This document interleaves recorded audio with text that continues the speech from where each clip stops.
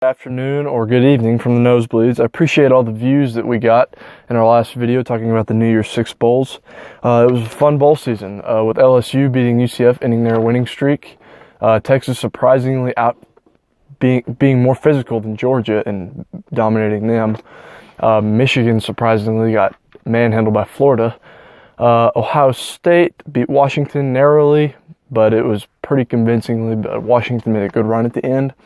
Congratulations to Clemson and Alabama for making the national championship game. As much as that hurts me, Alabama winning, they deserved it, and Clemson and Alabama are clearly the best teams, and we all knew that going into this season. I hope that they wouldn't end up like that, but, I mean, that's going to happen. The Cotton Bowl, Notre Dame did not put up any fight at all. We all knew that was going to happen. We knew Clemson was going to go in and dominate this game. OU versus Alabama started off really shaky for the Sooners, but that offense, I said in the last video, is just too good to be blown out.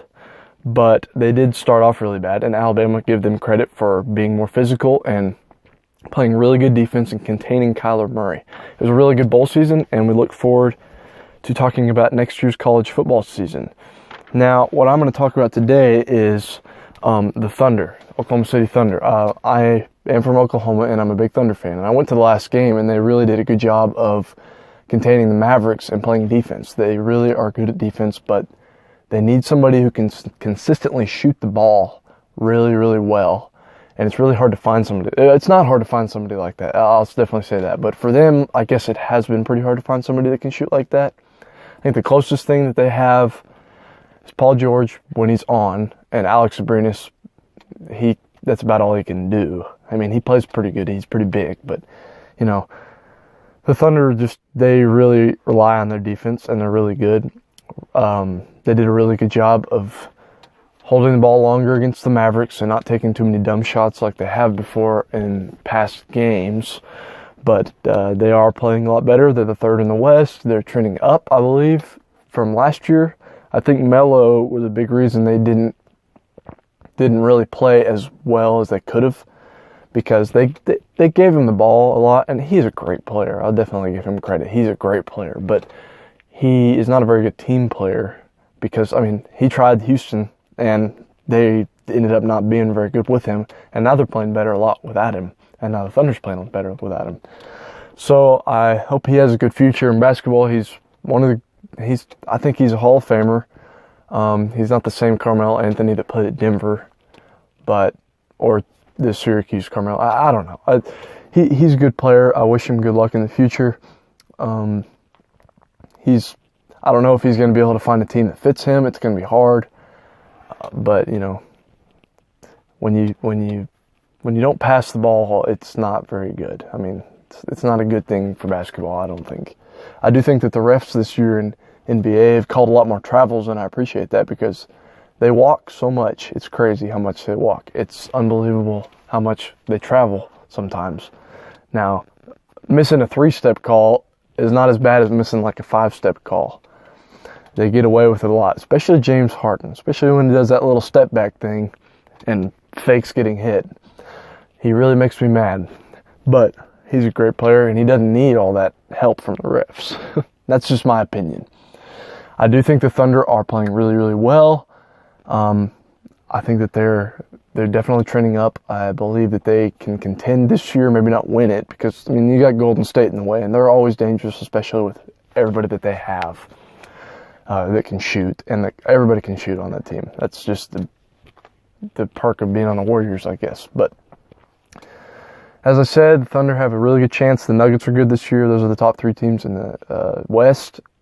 I think the top team in the East is Milwaukee. I'm not totally sure. I think Toronto. Toronto or Milwaukee, one of the two, are really, really trending up because Milwaukee used to really, really suck. But, you know, they've gotten better ever since they picked up a few players. The Greek Freak in particular, he is crazy. If you watch some of his highlights, he does some things. I'm like, golly, he's a man. He's strong. He can get up, slam it on anybody. He's a fantastic player. All right, what I'm going to talk about next, the future for the Oklahoma defense in college football. That defense has been historically bad with that historically great Oklahoma offense that can put up some points. Hopefully Lincoln Riley can keep that offense rolling like he has the past 4 years he's been at Oklahoma to his head coach. He signed a 4-year contract, I believe, that goes to 2023, which that's thumbs up for Sooner fans. Definitely a good thing for Oklahoma because he has done a tremendous amount of good work as a coach at Oklahoma. But who's he going to hire? I would think I've narrowed it down to 2, maybe 3 guys that he would look at. I don't know how I would rank him, but Pete Golding from Alabama, inside linebackers coach at Alabama. Alex Grinch, co-defensive coordinator for Greg Schiano at Ohio State. And Tim DeRuyter at Cal. Tim DeRuyter is an older guy, has a lot more experience. He's a really good coach. From what I've heard, California is a defensive team when they used to rely on their offense with Jared Goff back a couple years ago, but now they rely on their defense, which is really, really good for them. TCU beat them in a bowl game, and that was a low-scoring game because that was 2 defensive teams that really just went after it. It was really cool. A lot of interceptions. A lot of it was bad offense, but most of it I think was really, really good defense. Tim DeRuyter is a good coach from what I've heard. Pete Golding, he was at USTA and brought them way high up in way better in defense, and that's the kind of thing that gets Nick Saban wanting to hire somebody and putting him as part of his coaching tree. I don't know if I see Pete Golding leaving Alabama, but he is a good coach and he would be a good fit at Oklahoma maybe if he could stop the Big 12 offenses. I think my number 1 pick I would go with is Alex Grinch because he's got the Mike Leach. He was Mike Leach for 3 years at Washington State, and he's good at coaching a defense with a good kind of offense and keeping up with that offense, that speed that they play with, and especially in the Big 12. But Mike Leach kind of created that kind of offense, so it was really, really impressive what he's done for college football in general. And he's a big deal. He might have hurt it a little bit, but he really helped it a lot too. Alex Grinch brought 4 years ago, Washington State's defense was 97th overall, and after Alex Grinch left, they were 16th. And that is a huge deal, I think, because he plays with that spread offense. He plays with Mike Leach. He's got a good blue blood program in his resume of Ohio State.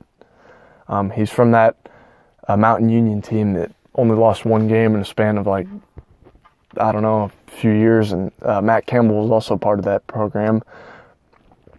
But I think Alex Grinch is the best guy because if you keep Oklahoma's offense the way it is with a 16th overall defense, you're winning championships. You're winning national championships. You're beating Alabama. You're beating Clemson, being just like them, as elite as them.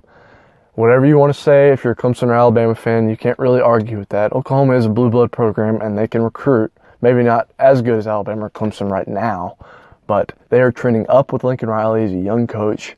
He's really got a good future ahead of him. I see a couple of national championships in his future. And perhaps when he gets the itch to go to the NFL, I think he will be super successful in the NFL. Just the way the NFL is changing with these way more high-scoring games and not relying on the defense as much. It's still very, very physical in the NFL, but it's not as physical as it used to be because they used to run the ball a lot more than they do now. Now it's a passing league. It's been a passing league for probably the last 20 years, but a long time ago it used to be hand the ball off and out physical the other team. But the NFL is changing, and I think that's going to change the way recruiting goes in college. The good players, defense-wise, are going to want to go play to maybe a conference that has more of an NFL-type feel. And the NFL right now, if you compare, this is what I'm trying to say. If you compare a conference to the NFL, I think the closest conference that plays like what the NFL plays like is the SEC. Physical, play defense, rely on your defense, try to score a lot, try to dominate defensively. It's defensive conference, and now it's changing a little bit just because of Alabama, the way they can throw it and the way they are built to throw it now. And Nick Saban can really do it a lot with Tua, especially how good he is. yeah, I just think that that's just the NFL, it's going to continue to change, and it's going to continue to change how players look at colleges and get recruited. After the Orange Bowl, a lot of people are saying that Tua get his Heisman back, all that kind of crap. He's a great player. I think he's going to win the Heisman next year, maybe Trevor Lawrence, but Tua is probably going to be the heavy favorite. I do think he could have won the Heisman. He made a very, very good case all year. He was the front runner until that last week, and that's a big game. So, I mean, against Georgia in the SEC championship, I believe that he made a good case all season, but that was the only big game they played in, other than LSU, and LSU turned out being okay. I mean, they won their bowl against UCF that doesn't play anybody. But I do believe that Tua will win the Heisman. Do I think he should have won it this year? No. Now, that's partially because I am an OU fan, and I do believe Kyler Murray deserved to win it because, you know, he carried that team. He carried that team, I'm telling you.